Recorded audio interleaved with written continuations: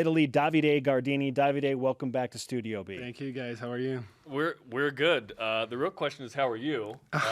A native Italian with your country on lockdown, man. I'm okay. You know, it's been a tough few days so far, but hey, we're just trying to make the best out of it. So all right. Of all the athletes we wanted to talk to, you were number one for me because of Italy and volleyball. So let's talk about it. What's the situation like for your family and friends right now? You know, it's tough. It's a tough situation. It's unprecedented. Like no one has ever seen anything like that. So everyone is locked in the house. It's tough, man. Being here, I just look at things online, people saying stuff, but you don't really get the feeling of how it really is. And talking to my family and my friends, they're like, "Hey, man, this is serious. Like, it's not a joke. It's not like a little thing. Like, it's big." And it makes me feel bad, but at the same time, hey, I'm here. There's nothing I can do, so I just try to support them, try to do my best here, try to, be safe and smart about it. But yeah, they're doing okay. All my friends and family, all of them are fine. But the situation is tough, so it's not good to hear. What are they doing to pass the time to get through this while they're locked down? Oh, like my friends that play volleyball, they're trying to, stay in shape, do workout at home, still getting reps, touching volleyballs and do something.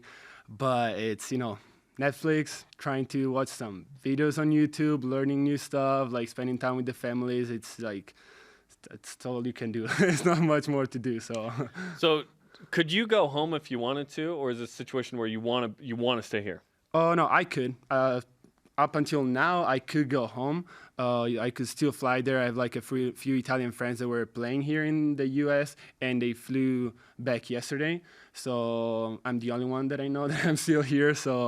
But I'm not very willing to go there and just stay in quarantine. Like it would be awesome to be closer to my family, but at the same time, I don't know if it would be the smartest thing to do in this situation. So trying to stay here, get caught up with school and do a few things that I need to do, and then when the situation gets better, maybe I'll go back. But we'll see. How are you doing emotionally with that? Because technically you still have school. Yeah. Right. So there's but you could do it wherever. Yeah. And how are you feeling? Because that's got to be tough as away from your homeland, right? It's weird. It's a lot of different stuff. Being here, there's always been volleyball for me. That was like the main thing. It was like, you get through the day, but at the end of the day, you play volleyball. Like you have practice, you have games, you travel. So that was the best thing. That was amazing. And now we don't have that. So it's just, school, work here and there.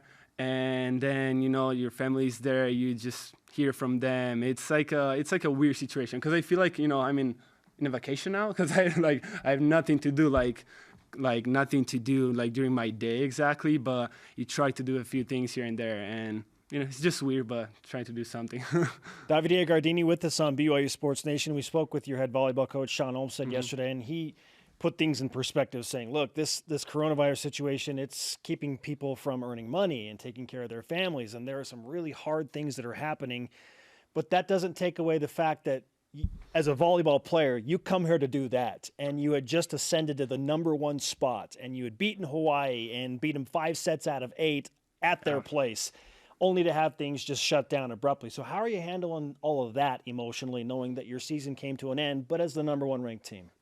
It's like a bittersweet situation. We were glad when we found out we were first, obviously. And we had a few great weeks. We were working hard. We were doing great things.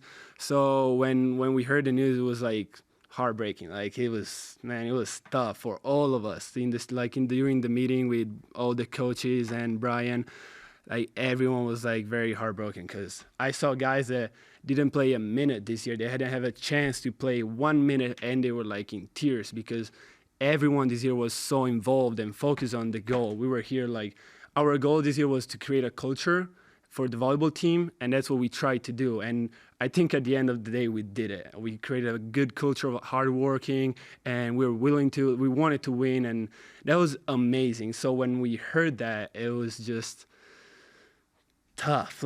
We were speechless. We didn't know what to say. I was man, it's tough even to talk about it. So it was we know we did some good things, and we just try to think about those things. And we know that coming back next year, I don't know if the seniors are gonna come back or not, but we know that we can do it again. If we put in the hard work that we did, we can do it again, and that's what is keeping us motivated to work. So I want to look forward and then backwards. Forward would be the idea of everyone coming back with Will and we'll see with Mickey and Zach Eschenberg and Link's been hurt quite a bit, so we'll see with him. But that team could be special again, which is exciting.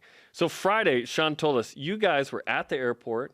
Your bags had been loaded onto the plane, and then you don't board the plane. You get your bags off, and you come home. So that's the first domino to fall is, oh, we're not playing. We're going to be delayed.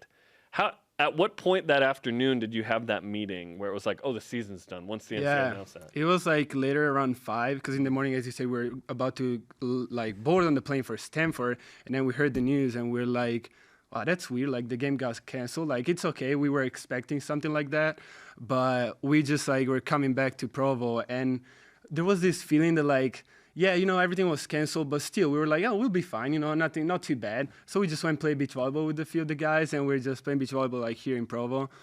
And then we heard the news, and we're like, but still we had that feeling that like it wasn't over. We read like the season was canceled, but I don't know why we were there playing together. Denial. Yeah, like denial was like probably the first stage of But we were there, and we were like, no, yeah, whatever, like, we'll be fine. So we were just playing volleyball, and we're happy. And then when we had the meeting, that's when it finally hit hard. We just got there, and even for 10 minutes, it was just the players. We were there talking to each other, laughing and making jokes, like saying jokes, and it was good.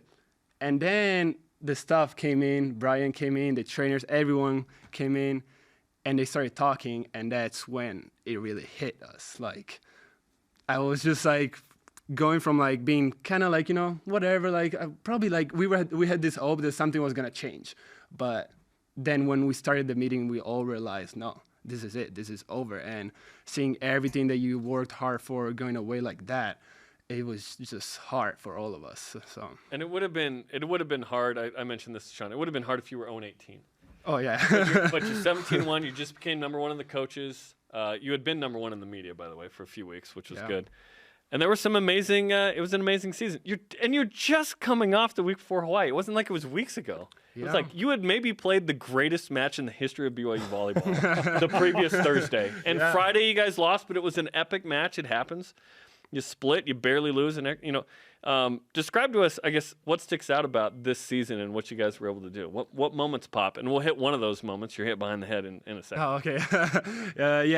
As I said, we put in so much hard work. So for us, this season was like the season. Like I'm not gonna hide it behind anything. Like that was our season. We knew that, and being 17-1 at the end, it's like. Wow, we were there. Like we had the chance.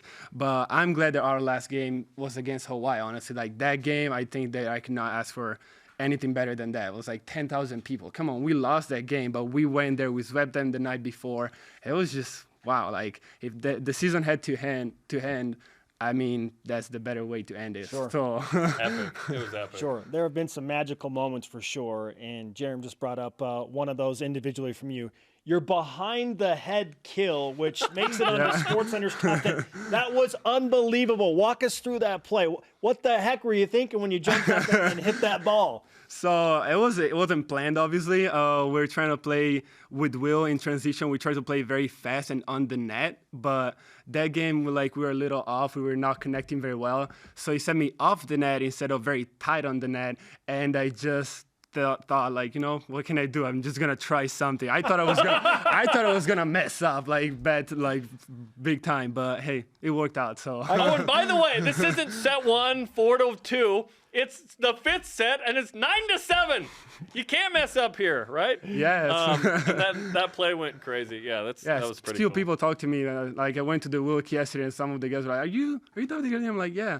I remember you were saying, I'm like, man, of all this season, of everything we did, you remember that? It's great, but don't get me wrong. But wow, come on. You guys hit 600 head white. No. That's I remember this. That was awesome. Yeah. Davide, it's great to talk to you, man. Thanks for coming in. Thank you, guys. Thank you very much for having And me tell your here. family we're thinking about it. Okay, Yeah, thank you, guys. I absolutely. appreciate it. Thank Yeah. you. Okay, coming up, 2 Cougar hoopsters golf it up yesterday. Plus, it's celebration time on campus.